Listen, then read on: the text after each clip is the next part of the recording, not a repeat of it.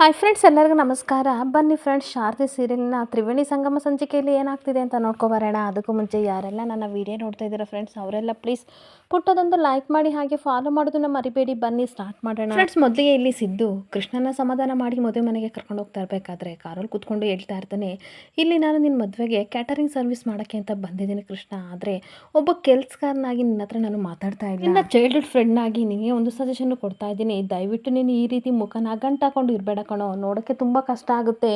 ದುಡುಕೆ ಯಾವ ನಿರ್ಧಾರನೂ ಸಹ ತಗೋಬೇಡ. ಮದುವೆ ಮೇಲೆ ನೂರಾರು ಜನ ನಿನ್ನ ಡಿಸಿಷನ್ಗೋಸ್ಕರ ಕಾಯ್ತಾ ಇದ್ದಾರೆ ಕಣೋ. ಸ್ವಲ್ಪ ನಗಾಡು ಅಂತ ಸಮಾಧಾನ ಮಾಡ್ತಾ ಇರ್ತಾನೆ. ಹಾಗೆ ನೋಡು ಕೃಷ್ಣ, ನೀನು ತಗೊಳ್ಳೋ ಒಂದು ಕೆಟ್ಟ ಡಿಸಿಷನಿಂದ ಮನೆಯವ್ರಿಗೆಲ್ಲರಿಗೂ ಸಿಕ್ಕಾಬಟ್ಟೆ ಬೇಸರ ಆಗುತ್ತೆ ಕಣೋ. ಆ ರೀತಿ ಮಾಡಬೇಡ.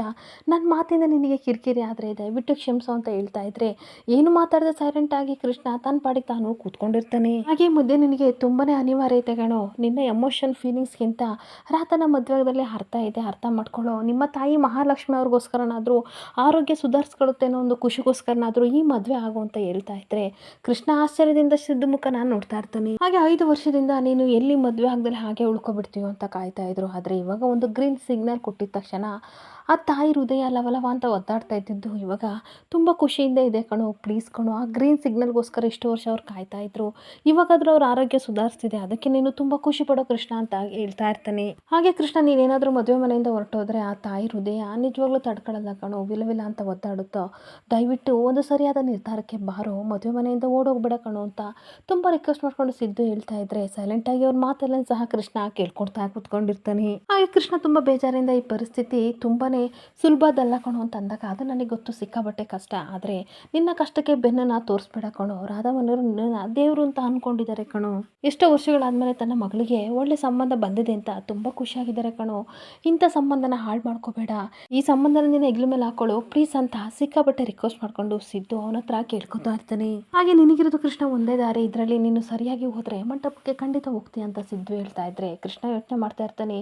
ನೀನು ಹೇಳೋದೆಲ್ಲ ಸರಿಯಾಗಿದೆ ಸಿದ್ದು, ಆದರೆ ಏನು ಮಾಡಲಿ, ನನ್ನ ಮನಸ್ಸು ಈ ಸತ್ಯನ ಒಪ್ಕೋತಾ ಇಲ್ಲ ಕಣೋ ಅಂತ ಯೋಚನೆ ಮಾಡ್ತಾ ಇರ್ತಾನೆ. ಹಾಗೆ ಒಂದು ಕಡೆ ಕೃಷ್ಣ ಇನ್ನೂ ಬಂದಿಲ್ವಲ್ಲ ಅಂತ ಕೃಷ್ಣನ ತಂದೆ ತಾಯಿ ಅಣ್ಣ ಹಾಗೆ ಊರ್ಮಿಳ ಎಲ್ಲರೂ ಕಾಯ್ತಾ ಇರಬೇಕಾದ್ರೆ ಹೆಣ್ಣಿನ ಕಡೆಯವರು ಸಹ ತುಂಬ ಟೆನ್ಷನ್ ಮಾಡ್ಕೊಂಡು ಕಾಯ್ತಾ ಇರ್ತಾರೆ. ಅಷ್ಟೊತ್ತಿಗೆ ಸಿದ್ದು ಈ ಕಡೆ ಕೃಷ್ಣನ ಕರ್ಕೊಬಂದಾಗ ನೋಡಿ ಊರ್ಮಿಳನಿಗೆ ಸಿಕ್ಕಾಬಟ್ಟೆ ಖುಷಿ ಆಗ್ತಾ ಇದ್ರೆ ತಾಯಿ ಮಹಾಲಕ್ಷ್ಮಿ ಹೋಗ್ಬಿಟ್ಟು ಎಲ್ಲೋ ಹೋಗಿದ್ದೆ ಕೃಷ್ಣ, ನನಗೊಂದು ಸಿಕ್ಕಾಬಟ್ಟೆ ಟೆನ್ಷನ್ ಆಯಿತು ಅಂತ ಹೇಳ್ತಾ ಇದ್ರೆ ಈ ಕಡೆ ರಾಧಾ ಅಮ್ಮ ಬಂದ್ಬಿಟ್ಟು ಹೇಳ್ತಾ ಇರ್ತಾರೆ, ಹೌದಪ್ಪ ಇನ್ನೇನು ಪೂಜೆ ಸ್ಟಾರ್ಟ್ ಆಗುತ್ತೆ, ನೀನು ಇನ್ನೂ ಬಂದಿಲ್ಲದ ನೋಡಿ ನನಗಂತೂ ಸಿಕ್ಕಾಬಟ್ಟೆ ಟೆನ್ಷನ್ ಆಯಿತು ಅಂತ ಕಣ್ಣೀರು ಹಾಕೊಂಡು ಹೇಳ್ತಾ ಇರ್ತಾರೆ. ಹಾಗೆ ಕೃಷ್ಣನಪ್ಪ ದಿನಕರ್ ಅವ್ರು ಹೇಳ್ತಾ ಇರ್ತಾರೆ, ಅಲ್ಲ ಕಣೋ, ನಮಗಿನ ಮುಂಚೆ ನೀನು ಕಾರಲ್ಲಿ ಬಂದೆ ಅಂಥದ್ರಲ್ಲಿ ನಾವು ಬಂದರು ನೀನು ಯಾಕೋ ಬರಲಿಲ್ಲ ಅಂತ ಅಂದಾಗ ಸಿದ್ದು ದೇವಸ್ಥಾನಕ್ಕೆ ಹೋಗಿದ್ದಂತೆ, ಈ ಮದುವೆ ಯಾವುದೇ ತೊಂದರೆ ಆಗ್ದಂಗೆ ನಿರ್ವಿಘ್ನವಾಗಿ ನಡೀಲಿ ಅಂತ ಕೇಳ್ಕೊಬರಕ್ಕೆ ಹೋಗಿದ್ದಾನೆ ಅಂತ ಅಂದಾಗ ಈ ಕಡೆ ಕೃಷ್ಣನ ಅಣ್ಣ ಹೇಳ್ತಾ ಇರ್ತಾರೆ, ಕರೆದಿದ್ರೆ ನಾವೆಲ್ಲ ದೇವಸ್ಥಾನಕ್ಕೆ ಬರ್ತಿದ್ವಲ್ಲೋ, ನೀನು ಯಾಕೋ ಒಬ್ಬನೇ ಹೋದೆ ಅಂತ ಅಂದಾಗ ಅವ್ರು ಅದಕ್ಕೆ ಹೇಳ್ತಾ ಇರ್ತಾರೆ, ಪರವಾಗಿಲ್ಲ ಬಿಡ್ರಿ, ಇವತ್ತೇ ಒಂಟಿ ಜೀವನ ಕಳೆದೋಗುತ್ತೆ, ಇನ್ಮೇಲೆ ಏನಿದ್ರು ಜೊತೆಯಾಗಿ ಹೆಂಡತಿ ಜೊತೆ ದೇವಸ್ಥಾನಕ್ಕೆ ಹೋಗಬೇಕು, ಒಂಟಿ ಜೀವನ ಲಾಸ್ಟ್ ಅಲ್ವಾ ಅಂತ ಹೋಗಿದ್ದಾನೆ ಅಲ್ವೇನೋ ಕೃಷ್ಣ ಅಂತ ಕೇಳ್ತಾ ಇರ್ತಾರೆ. ಈಗ ಹೆಣ್ಣಿನ ಕಡೆಯವ್ರು ಹೇಳ್ತಾ ಇರ್ತಾರೆ, ಮಾತಾಡ್ಕೊಂಡು ಇಲ್ಲೇ ನಿಂತ್ಕೋಬೇಡಿ, ಗಂಡ ಕರ್ಕೊಂಡ್ಬನ್ನಿ, ಅವ್ರು ಪೂಜೆ ಮಾಡಬೇಕು ಅಂತ ಅಂದಾಗ ಕೃಷ್ಣನ ಕರ್ಕೊಂಡು ಹೋಗ್ತಾ ಇರಬೇಕಾದ್ರೆ ತುಂಬ ಗ್ರ್ಯಾಂಡಾಗಿ ಎಲ್ಲರೂ ಸಹ ವೆಲ್ಕಮ್ ಮಾಡ್ತಾ ಇರ್ತಾರೆ. ಹಾಗೆ ರಾಧನ ತಂದೆ ತಾಯಿಗಳು ಸಹ ಪಾದ ಪೂಜೆ ಮಾಡಿ ಕೃಷ್ಣನಿಗೆ ತುಂಬ ಅಂದರೆ ತುಂಬ ಇಷ್ಟಪಟ್ಟು ಪಾದ ಪೂಜೆನ ಮಾಡ್ತಾ ಇರಬೇಕಾದ್ರೆ ಅವನು ಏನು ಮಾತಾಡದೆ ಸೈಲೆಂಟಾಗಿ ಮಾಡಿಸ್ಕೊಂಡು ತನ್ನ ಪಾಡಿಗೆ ತಾನು ಅತ್ತೆ ಮಾವನ ಕಾಲಿಗೆ ಬಿದ್ದು ಆಶೀರ್ವಾದನ ತಗೋತಾ ಇರ್ತಾನೆ.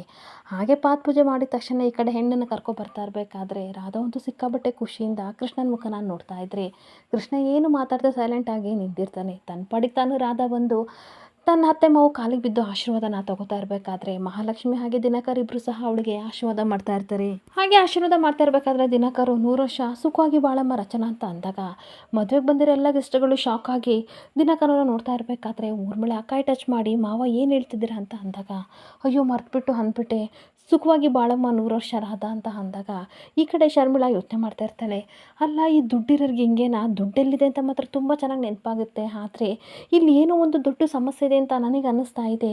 ಈ ಹುಡುಗ ನೋಡಿದರೆ ಏನು ಮಾತಾಡದೆ ಸೈಲೆಂಟಾಗಿ ನಿಂತಿದ್ದಾನೆ, ಅವ್ರ ಅಪ್ಪ ಅಮ್ಮ ನೋಡಿದರೆ ಯಾರ್ಯಾರ ಹೆಸರು ಹೇಳಿ ಆಶೀರ್ವಾದ ಮಾಡ್ತಿದ್ದಾರೆ, ಇಲ್ಲಿ ಖಂಡಿತ ಏನೋ ಹಾಗೆ ಆಗುತ್ತೆ ಅಂತ ಯೋಚನೆ ಮಾಡ್ತಾ ಇರ್ತಾಳೆ. ಹಾಗೆ ಮತ್ತು ದಿನಕರ್ ಹೇಳ್ತಾ ಇರ್ತಾರೆ, ನೋಡಮ್ಮ ರಾಧಾ, ನನ್ನ ದಯವಿಟ್ಟು ಕ್ಷಮಿಸು, ನನಗೆ ಸ್ವಲ್ಪ ಮರು ಜಾಸ್ತಿ ಅದಕ್ಕೆ ಏನೇನೋ ಅಂದ್ಬಿಟ್ಟೆ ಅಂತ ಅಂದಾಗ ಪರವಾಗಿಲ್ಲ ಅಂತ ರಾಧಾ ಸ್ಮೈಲ್ ಮಾಡ್ತಾ ಇರ್ತಾಳೆ. ಹಾಗೆ ಇನ್ನೊಂದು ಕಡೆ ಒಂದು ರೂಮಲ್ಲಿ ಕೂತ್ಕೊಂಡು ಯೋಚನೆ ಮಾಡ್ತಿರ್ಬೇಕಾದ್ರೆ ಅಷ್ಟೊತ್ತಿಗೆ ಶರ್ಮಿಳಾ ಬರ್ತಾಳೆ. ಬಂದ್ಬಿಟ್ಟು, ಏ ರಾಧಾ, ನೀನು ಮದುವೆ ಆಗೋ ಹುಡುಗನ ನೋಡ್ದೇನೆ ಸ್ವಲ್ಪನಾದರೂ ನಗುಮುಖ ಇಲ್ಲ ಕಣೆ, ಆ ರೀತಿ ಮುಖನ ಉಫ್ ಅಂತ ಅನ್ನಿಸ್ಕೊಂಡು ಗಂಟಾಕೊಂಡು ನಿಂತಿದ್ನಲ್ಲ, ನನಗೆ ಯಾಕೋ ಡೌಟ್ ಕಣೆ, ಇಲ್ಲಿಂದ ಬಿಟ್ಟರೆ ಸಾಕು ಓಡೋಗ್ತೀನಿ ಅನ್ನಂಗಿದ್ದ ಮದುವೆ ಹುಡುಗ ಖಂಡಿತ ಈ ಮದುವೆ ಆಗುತ್ತೇನೆ ಅಂತ ಅಂದಾಗ ರಾಧನಿಗೆ ಸಿಕ್ಕಾಬಟ್ಟೆ ಶಾಕ್ ಆಗ್ತಾ ಇರುತ್ತೆ. ಹಾಗೆ ಮತ್ತೆ ಹೇಳ್ತಾ ಇರ್ತಾಳೆ, ಏನು ಗೊತ್ತೇನೆ ಆ ಕೃಷ್ಣನಿಗೆ ವರ ಪೂಜೆ ಮಾಡ್ತಿರ್ಬೇಕಾದ್ರೆ ಏನು ಮಾತಾಡ್ದಾಗೆ ಸೈಲೆಂಟಾಗಿ ನಿಂತಿದ್ದ, ಹಾಳಾಗಿ ಹೋಗಲಿ ನೀನು ಆಶೀರ್ವಾದ ತೊಗೊಳಕ್ಕೆ ಅಂತ ನಿಮ್ಮ ಅತ್ತೆ ಮಾವನ ಕಾಲಿಗೆ ಬಿದ್ದಾಗ ನಿಮ್ಮ ಮಾವ ರಚನಾ 100 ವರ್ಷ ಚೆನ್ನಾಗಿ ಬಾಳು ಅಂತ ಅಂದ್ರಲ್ಲ, ಅವ್ರಿಗೇನು ಗೊತ್ತಾಗಲ್ವೇನೆ ರಚನಾ ಅಂತ ಅಂದರೆ ಕೃಷ್ಣನ ಮೊದಲನೇ ಹೆಂಡ್ತಿ, ಅವಳ ಹೆಸರನ್ನ ಇನ್ನೂ ಮರ್ತಿಲ್ಲ ಅಂತ ಅಂದಮೇಲೆ ಖಂಡಿತ ಅವ್ರಿಗೆಲ್ಲ ನೀನು ಇಷ್ಟ ಇಲ್ಲ ಅಂತ ಅನಿಸುತ್ತೆ, ಗಂಡಿಗಂತೂ ನೀನು ಇಷ್ಟ ಇಲ್ಲ ಅನಿಸುತ್ತೆ, ಖಂಡಿತ ಈ ಮದುವೆ ಆಗೋದು ಡೌಟು ಅಂತ ಅಂದಾಗ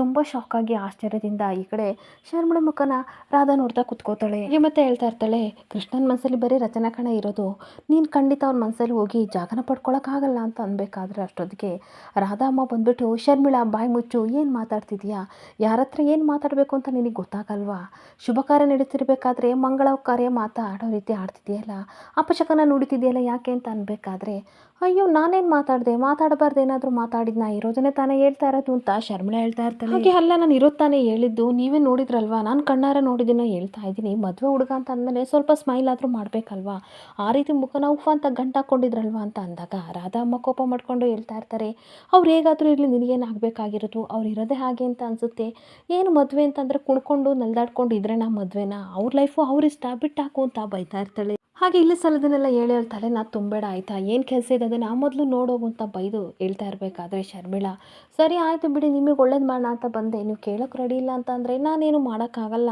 ನಾನು ಹೋಗ್ತೀನಿ ಅಂತ ಹೋಗ್ತಾ ಇದ್ರೆ ಈ ಕಡೆ ರಾಧಾ ಅಮ್ಮ ಸಿಕ್ಕಾಬಟ್ಟೆ ಬೇಜಾರಿಂದ ರಾಧಾ ಮುಖನ ನೋಡ್ತಾ ಇರ್ತಾರೆ. ಹಾಗೆ ರಾಧಾನ ಕೈ ಹಿಡ್ಕೊಂಡು, ನೋಡು ರಾಧಾ, ನಿಮ್ಮ ಅದಕ್ಕೆ ಮಾತೆಲ್ಲ ನೀನು ನಂಬೇಡ ಕಣೆ, ಅವಳಿಗೆ ಬೆಳೆಯೋನು ಕಂಡ್ರೆ ಹೊಟ್ಟೆ ಕಿಚ್ಚು, ಬೆಳೀತಾ ಇದ್ದರೆ ಈ ರೀತಿ ಎಲ್ಲ ಮಾತಾಡಿ ಏನೇನೋ ಅಪಶಕನ ಮಾಡಿಬಿಡ್ತಾಳೆ, ದಯವಿಟ್ಟು ಬೇಜಾರು ಮಾಡ್ಕೋಬೇಡ, ನೀನು ಬೇರೆ ಶಾಸ್ತ್ರಕ್ಕೆಲ್ಲ ರೆಡಿ ಆಗು, ನಾನು ನಮ್ಮ ಕಡೆಯವರೆಲ್ಲ ಊಟಕ್ಕೆ ಕಳಿಸ್ಬರ್ತೀನಿ, ಹಾಗೆ ನೋಡು ಮತ್ತೇನಾದರೂ ನಿಮ್ಮ ಅದಕ್ಕೆ ಬಂದು ಏನಾದರೂ ಹೇಳಕ್ಕೆ ಬಂತಂದರೆ ನಾನು ಮದುವೆ ಆಗೋ ಹುಡುಗ ಇರೋದೇ ಹಾಗೆ, ನೀವು ನನಗೇನು ಹೇಳ್ಬೇಡಿ ಅಂತ ಸರಿಯಾಗಿ ಗಟ್ಟಿಯಾಗಿ ಮಾತಾಡಿ ಕಳಿಸು ಅಂತ ಹೋಗ್ತಾ ಇದ್ರೆ ರಾಧಾ ಮಾತ್ರ ಏನು ಮಾತಾಡದೆ ಸೈಲೆಂಟಾಗಿ ನಿಂತಿರ್ತಾಳೆ. ಹಾಗೆ ಮಿರರ್ ಹತ್ರ ನಿಂತ್ಕೊಂಡು ರಾಧಾ ಯೋಚನೆ ಮಾಡ್ತಾ ಇರ್ತಾಳೆ, ಅಣ್ಣ ಹೇಳ್ದಂಗೆ ಎಲ್ಲ ಸತ್ಯ ಗೊತ್ತಿದ್ರು ಸಹ ಕೃಷ್ಣ ಅವ್ರು ಯಾಕೆ ಇಷ್ಟು ಸೈಲೆಂಟ್ ಆಗಿದ್ದಾರೆ, ಅಥವಾ ಅದಕ್ಕೆ ಹೇಳ್ದಂಗೆ ರಚನೆನ ಮನಸ್ಸಲ್ಲಿ ಇಟ್ಕೊಂಡು ಇನ್ನು ಕೊರಗ್ತಾ ಇದ್ದಾರೆ ಕೃಷ್ಣ ಅವರು ಅಂತ ಯೋಚನೆ ಮಾಡ್ತಾ ಇರ್ತಾಳೆ. ಹಾಗೆ ರಚನೆನ ಮನಸ್ಸಲ್ಲಿ ಇಟ್ಕೊಂಡಿದ್ರೆ ನನ್ನ ನಿನಗೆ ಮದುವೆ ಆಗಿ ಒಪ್ಕೊಂಡ್ರು, ಅದೇನೇ ಆಗಲಿ ನನ್ನ ಮನಸ್ಸಲ್ಲಿರೋ ಗೊಂದಲಗಳೆಲ್ಲನೂ ಸಹ ಕೃಷ್ಣ ಅವ್ರ ಹತ್ರ ಹೇಳ್ಕೊಂಡು ತುಂಬ ಅಂದರೆ ತುಂಬ ಕ್ಲೀನಾಗಿ ನನ್ನ ಮನಸ್ಸನ್ನ ಇಟ್ಕೊಂಡು ಮದುವೆ ಆಗಬೇಕು, ಏನೇ ಆಗಲಿ ನನ್ನ ಮನಸ್ಸಲ್ಲಿರೋ ಪ್ರಾಬ್ಲಮ್ಮು ಹಾಗೆ ತೊಂದರೆಗಳೆಲ್ಲನೂ ಸಹ ನಾನು ಕೃಷ್ಣವ್ರ ಹತ್ರ ಹೇಳ್ಕೊಳ್ಳೇಬೇಕು, ಅಪ್ಪ ನೆಕ್ಸ್ಟ್ ಶಾಸ್ತ್ರ ಆಗೋ ಅಷ್ಟೊತ್ತಿಗೆ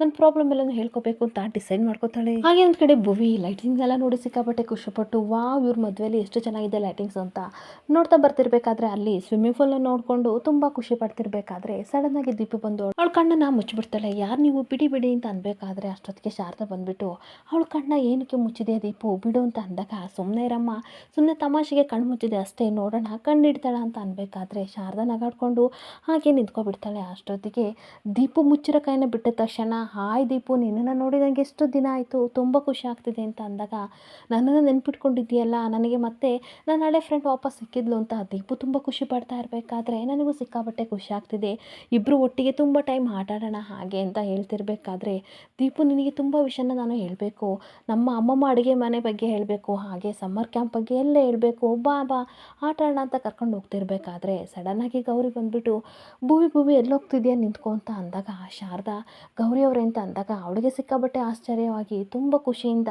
ಶಾರದನ ನೋಡಿ, ಅಯ್ಯೋ ಶಾರದವ್ರೆ ನಿಮ್ಮ ಗುರ್ತು ನನಗೆ ಸಿಗಲಿಲ್ಲ ಅಂತ ಅಂದಾಗ, ನಮ್ಮ ಪರಿಚಯ ಮರ್ತೋಗಿದ್ರು ಸಹ ಮಕ್ಕಳು ನೋಡಿ ಎಷ್ಟು ಕ್ಲೋಸ್ ಆಗಿ ಮಾತಾಡ್ತಿದ್ದಾವೆ ಅಂತ ಅಂದಾಗ ಇಬ್ಬರು ಅವರಿಬ್ಬರು ನೋಡಿ ಖುಷಿ ಪಡ್ತಾ ಇರ್ತಾರೆ. ಹಾಗೆ ಮತ್ತೆ ಗೌರಿ ಹೇಳ್ತಾ ಇರ್ತಾಳೆ, ನೋಡಿ ನಾವು ಮರೆತರು ಸಹ ಮಕ್ಕಳು ನೋಡಿ ಎಷ್ಟು ಖುಷಿಯಾಗಿ ಆಟ ಆಡ್ತಿದ್ದಾವೆ, ಈ ಮಕ್ಕಳು ಮನಸ್ಸು ಒಂಥರ ಕೋತಿ ಥರ ಎಲ್ಲನೂ ಮರೆತು ತುಂಬ ಖುಷಿಯಾಗಿ ಎಂಜಾಯ್ ಮಾಡ್ತಿದ್ದಾರೆ ಅಂತ ಭೂಮಿ ಮತ್ತು ದೀಪನ ನೋಡಿ ಇಬ್ಬರು ಸಹ ನಗಾಡ್ತಿರ್ಬೇಕಾದ್ರೆ, ಹೌದು ಕೇಟ್ರಿಂಗ್ ವಿಷಯ ಕೇಳ್ಕೊಬಿಟ್ಟೆ, ನಿಮಗೆ ಆಯ್ತಂತೆ, ಹಾಗೆ ಅಡುಗೆ ತಯಾರಿ ಎಲ್ಲ ಆಗ್ತಿದೆಯಾ ಅಂತ ಅಂದಾಗ, ಇವಾಗಷ್ಟೇ ಪೂಜೆ ಮಾಡಿ ಒಲೆ ಕಚ್ಚಿ ಬಂದಿದ್ದೀನಿ, ಮಾಡ್ತಾ ಇದ್ದೀವಿ ಅಂತ ಅಂದಾಗ, ಹಾಗಾದರೆ ಇವತ್ತು ನಿಮ್ಮ ಕೈ ರುಚಿ ನೋಡ್ಬೋದಲ್ವ ಅಂತ ಗೌರಿ ಹೇಳ್ತಿರ್ಬೇಕಾದ್ರೆ, ಖಂಡಿತ ನೋಡಿರಂತೆ, ನನಗಂತೂ ಸಿಕ್ಕಾಬಟ್ಟೆ ಖುಷಿ ಆಗ್ತಿದೆ, ಊರ್ಮಿಳಾ ಮೇಡಮ್ ನನ್ನನ್ನು ನಂಬಿ ದೊಡ್ಡ ಕ್ಯಾಟರಿಂಗ್ ವ್ಯವಸ್ಥೆನ ನಮಗೆ ಕೊಟ್ಟಿದ್ದಾರೆ, ಒಂದು ಕಡೆ ಭಯ ಆಗ್ತಿದೆ ಆದರೆ ಇನ್ನೊಂದು ಕಡೆ ಖುಷಿ ಆಗ್ತಿದೆ ಅಂತ ಅನ್ಬೇಕಾದ್ರೆ, ಬೇಜಾರು ಮಾಡ್ಕೋಬೇಡಿ ಶಾರದಾ ಅವರೇ, ನಿಮ್ಮ ಕೈ ರುಚಿ ಮೇಲೆ ನಂಬಿಕೆ ನನಗೆ ಸಿಕ್ಕಾಬಟ್ಟೆ ಇದೆ, ಖಂಡಿತ ಎಲ್ಲ ಒಳ್ಳೇದಾಗುತ್ತೆ ಅಂತ ಅಂದಾಗ, ನಿಮ್ಮ ಬಾಯಾರಿಕೆಯಿಂದ ಆದರೆ ಅಷ್ಟೇ ಸಾಕು ಅಂತ ಶಾರದಾ ಹೇಳ್ತಾ ಇರ್ತಾಳೆ. ಹಾಗೆ ಅಷ್ಟೊತ್ತಿಗೆ ಭೂಮಿ ಮತ್ತು ದೀಪ್ ಇಬ್ಬರು ಬಂದ್ಬಿಟ್ಟು, ಅಮ್ಮ ನಾವಿಬ್ಬರು ಆಟ ಆಡ್ಕೋತೀವಿ, ತುಂಬ ಬೋರ್ ಆಗ್ತಿದೆ ಅಂತ ಅಂದಾಗ, ಸರಿ ಹೋಗಿ ಅಂತ ಅಂದ್ಬಿಟ್ಟು